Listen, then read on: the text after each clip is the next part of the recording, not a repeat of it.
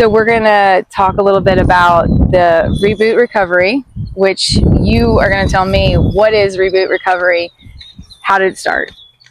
Okay, so Reboot Recovery was founded by Jenny and Evan Owen. Jenny is an occupational therapist. They're based out of Nashville, Tennessee. It was originally founded in their living room as like a small group, like a home group. They realized that there were people in their community near Fort Campbell, Kentucky, that needed help, and they just started it like a small group, and it evolved, and now it's gone global.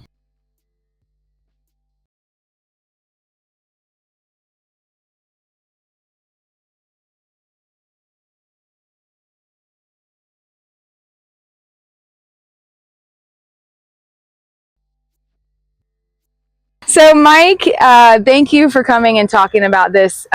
This is Mike Burton. He is not just a dear friend, but somebody who loves the Lord and has a heart for the military, personally in the military. And so we're talking about Reboot Recovery, which is near and dear to his heart for so many reasons. And I'll let him explain more.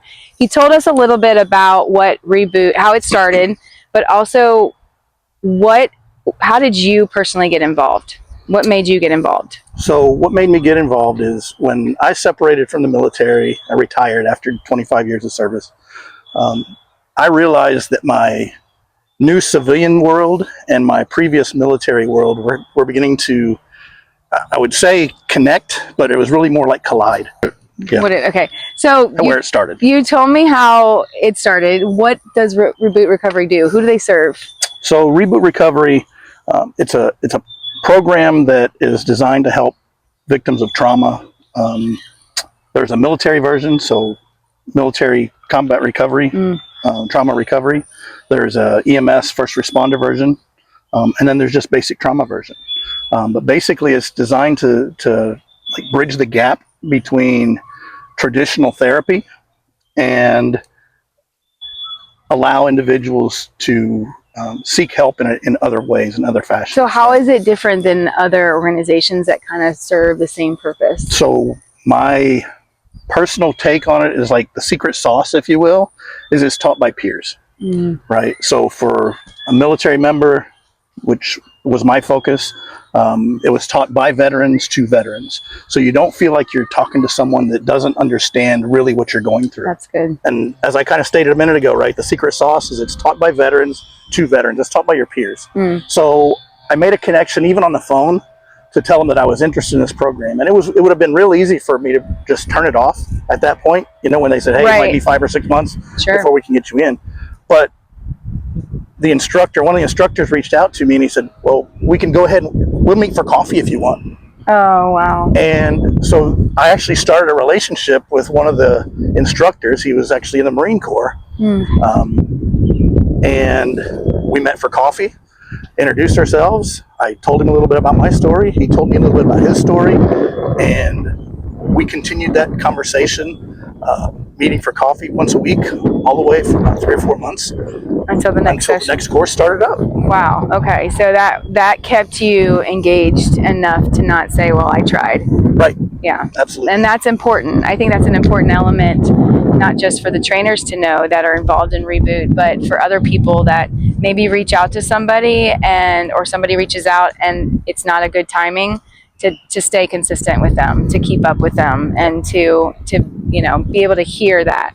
But it also made me feel like that I was important to them. Yeah, right? Sure. Because, hey, sorry, we can't get you in the course, but I'm willing to have coffee with you. Yeah. Let's go ahead and we'll continue to talk until the next course starts, right? So that was important to me. So when I was in the military and I wore the uniform every day, I felt like it was like my Superman suit, if that makes sense, right? Nothing can touch me, and I was able to really compartmentalize a lot of what my thoughts were and a lot of the different dealings and interactions that I'd faced. Trauma related, some of it was downrange during time of war, time of crisis, and I was able to compartmentalize it that way, right? By thinking, hey, superheroes, we can defend it. When I got out of the military, I didn't have that Superman suit to lean on anymore. So as those worlds began to collide, I realized that I would come home from work or from play and I would be angry. A pair of shoes might not be put away in the closet or something. I would immediately get mad, or I'd get upset. I'd yell, and my wife wasn't necessarily happy with me all the time because of things like that. It wasn't fair on her, it wasn't fair to the kids, it wasn't fair to the dogs. It wasn't fair all around. But we still go through life day to day with our smile on our face because we don't want anyone to really know what's going on inside. So as these worlds began to collide, I realized that I needed help. My wife looked at me and she said, something's got to change, something's got to break or bend.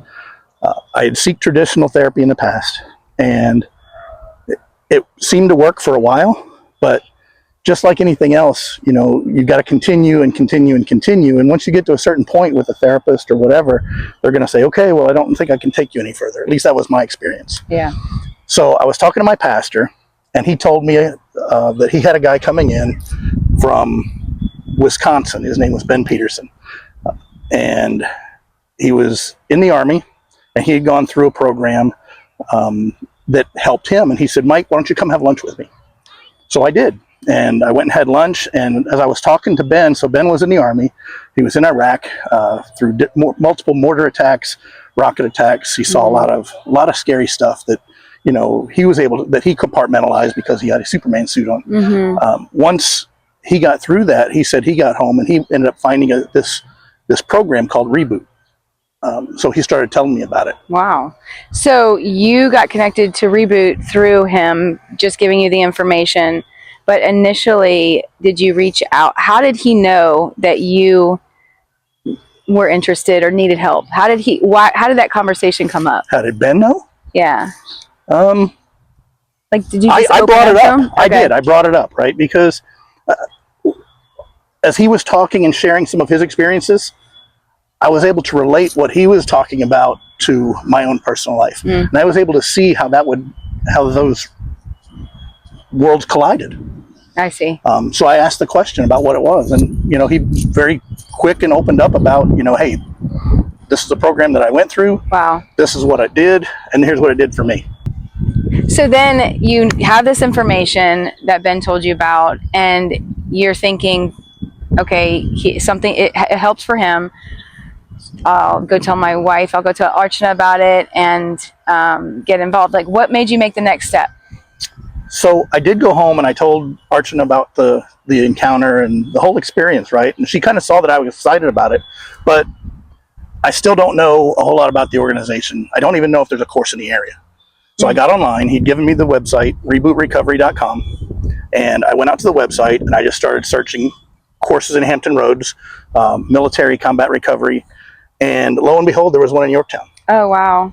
And we're in Williamsburg, so Yorktown's only like 20 minutes away. 20-minute drive. So that's good. So then you found the local Reboot, and you didn't know anybody that was a part of it? So here's the fun part about that story, right? So I called to sign up for the course, and they said, hey, I'm sorry, we just started the course like 2 weeks ago, and the next one won't start for another probably 5 months. Okay, so you had these coffee dates with a Marine. With a Marine, of all things. No, I'm just kidding. And those ended and the course began and you were ready to go?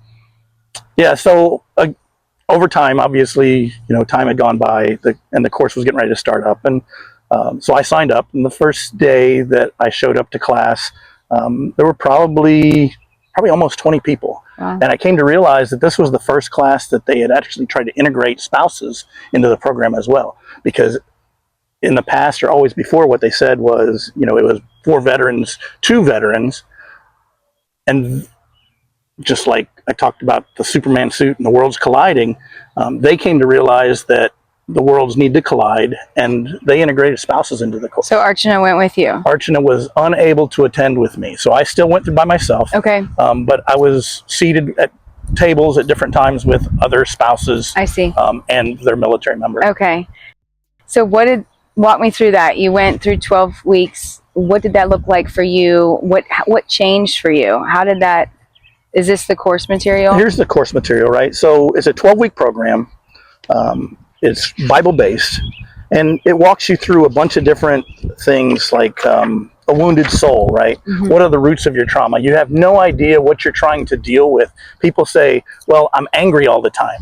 Well, anger is a fruit of something, right? So this allowed me to go and figure out what's causing the anger, because if I don't remove the cause of the anger is just going to repopulate and refruit. So roots of trauma, restored soul, stop the bleeding, cost of unforgiveness. Unforgiveness is a big deal, right? Yeah. Forgiveness and unforgiveness is a weight that people carry that it eats you up inside. And for what? Because if somebody wronged you, or you feel that somebody wronged you, and you harbor it and you think about it and you dwell on it, you're the one losing sleep. That person's sleeping like a baby every day, not giving it a second thought. Right. So it helped things like that. And then ultimately you go through all of these different lessons, if you will, to a culmination of share your story. Was that hard for you? Oh, wow. Yeah. Yeah. So share your story is a big deal, right? Because it takes everything that you've done and it makes it real. And to get to that point allowed me to realize everything that I'd overcome. Wow. That must be heavy. Is it just like you were on your own and you're telling everybody? It's kind of like a one testimony time? Yeah, it is. It's kind of like testimony time. Typically the instructors, what we do with the program now is maybe like on week 3 or 4 of the 12-week program, maybe I'll go in and I'll share my story on week 2 or 3, right? To start building credibility, to start building trust. I see. And then my teaching partner might share his story or her story the next week, and so on and so forth, right? And we might bring someone back in that hasn't necessarily decided that they wanted to teach the program, but they're still going through the course and they're willing to come in and share their story and open up with other veterans. That's good. So when you shared your story, you went through the 12 weeks, did you feel after that, I'm ready to like give back? Like what was the thought process then? Were you excited that you got through it? Were you saying, oh, phew, I'm done? I was super excited when I finished the 12 weeks. And it was like I felt like I got saved for the first time, right? This burden had been lifted. I was so excited and I wanted to go out and tell other people. And at that point I thought, yeah, I'm ready to teach this course. And I came to realize pretty fast that I wasn't ready to teach the course, because when you face trauma, you take that trauma, and with what a lot of military members do, probably first responders, I can only relate because my daughter is a first responder now, but you take the trauma, you take the issues, and it's like you stuff them in a box, right? And you put it up on a shelf, and you go through life, and then you stumble up on another piece of trauma, and you go grab your box, take the lid off, you put your trauma or whatever it is that's inside the box that's bothering you, you put the lid on it, and so on and so forth. And you do that often enough, and at some point, just like everything else, the box is going to get full, and the lid is going to pop off the box, and you'll go from 0 to 100 in about 1.3 seconds. And there was a time where I know that I went home again, and maybe a jacket wasn't hung, and I got so caught up on the fact that that jacket wasn't where I thought it should be that I blew up. And at that point I knew that my journey wasn't over, that I still had some work to do before I was really ready to teach the course. Okay, so you mentioned that you put things in a box. Typically this happens with trauma. So when that happened, what did you do? Or what did the people around you do? Yeah, so again, we feel like we got to protect ourselves.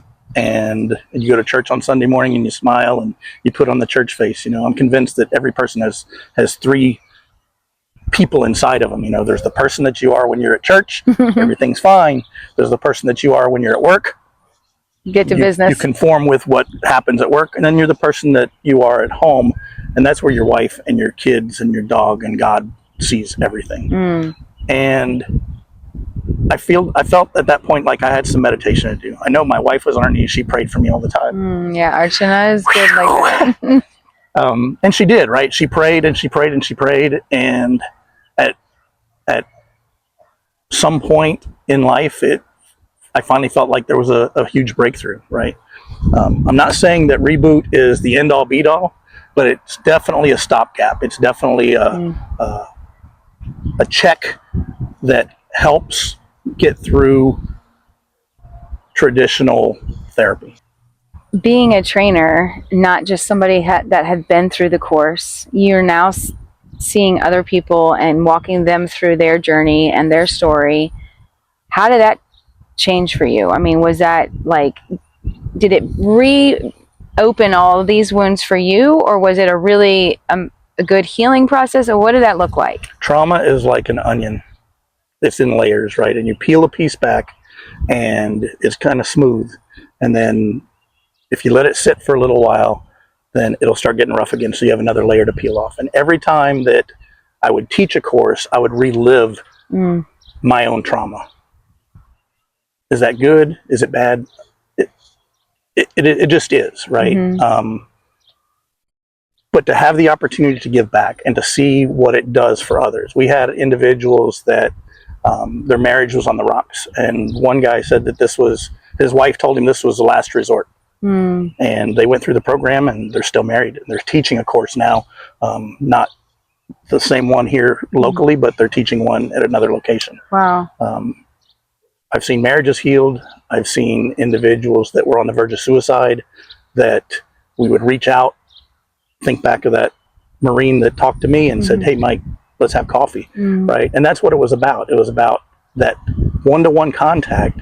And I would reach out, or Brian, my partner, would reach out, and we would talk to these individuals one-on-one, and we've prevented suicides. It's amazing. We've, again, it's not us. Right. Now you're a trainer and you're hearing everybody's story, and you've probably heard so many hard things, but also breakthroughs.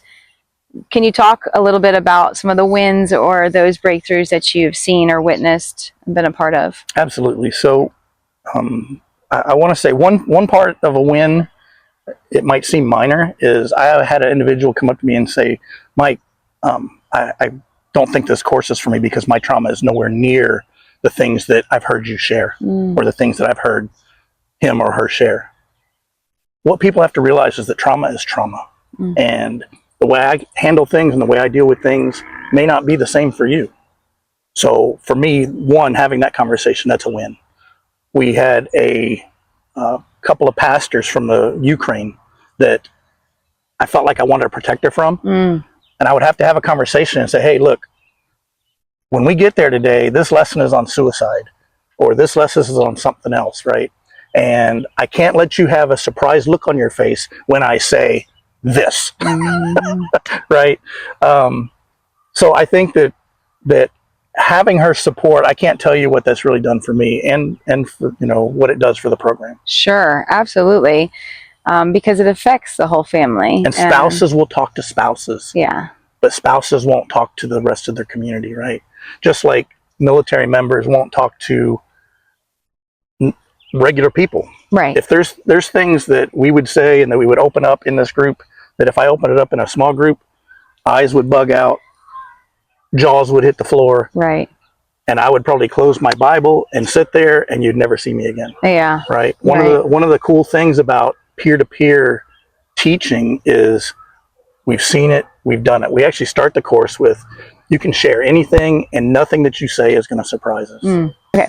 So who can be involved or who can benefit from these services? So really and truly, anyone that has dealt with trauma can benefit from Reboot. Like I said, there's different pipeline courses that are specific for, like I said, military, for first responders. But then there's also regular trauma courses, right? If you go online, you can look up and find a course in your local area. The ones that we have here for the military Reboot recovery is actually sponsored by Crew Military here in Hampton Roads. Okay. So what does it take to participate? Do they have to pay? Do they have to, like, what is the cost associated with it? The course itself is 100% free to the participants. Oh, that's fantastic. The way we have it set up is you would come in and we would do dinner together. There's always a meal prepared. So just like Jesus would feed the children, he'd meet physical needs and then meet the spiritual needs, right? And we kind of feel that we follow that line, if that makes sense. So it starts out with a meal. Someone will come in and prepare it. A lot of times that's where my wife, or Archana, For sure. would come in and she would help out with that and help set it up, make sure that everything was broken down so that we could leave on time. Bless her heart for that. And then, but the whole course itself it's free to the members, right? So, Mike, what would you say to somebody who hears about Reboot and they're just struggling to say yes to that? I would probably start out by encouraging them to know that they've already faced the biggest hurdle, and that's going through the trauma itself. The silence that they're holding in, though it may feel like a shield, it actually carries a weight, and people don't realize how much weight that they actually carry on a daily basis by holding this trauma in and not sharing it with other people, right? So I think that's probably the beginning of it. Once you get past that point, I would say just letting someone know that they're not alone in this, right? They're not the only ones that have ever tried to gone through something, not the only ones that have thought about suicide, not the only ones that have been sexually assaulted, not the only one that's faced or seen things that they just don't know how to deal with. And probably the biggest thing is to remind them that it doesn't make them weak to ask for help. I know we've talked about previously about battle buddies, and that's something that you guys, it's kind of a military term, and I know Air Force has other. Air Force is a wingman. Wingman. So that's part of it, right? Is for that, to provide that kind of support. Like you said, make sure they know they're not alone in this. And you, like the guy that took you to coffee, would you say he's like a battle buddy? Absolutely. You know, I still call him today. Some of the other well, thank you for your service. I just thank you for your time, for being here, and just telling us about this. Like you said, biggest thing is awareness, just getting it out there so everybody else. And if you know somebody that is dealing with trauma that doesn't want to talk about it, get them connected, because there are peers, like he said, that want to talk with you and talk them through that. So don't let it go unchecked. If you know somebody, please reach out. Reach out to us, reach out to Reboot, reach out to Mike. He would love to connect.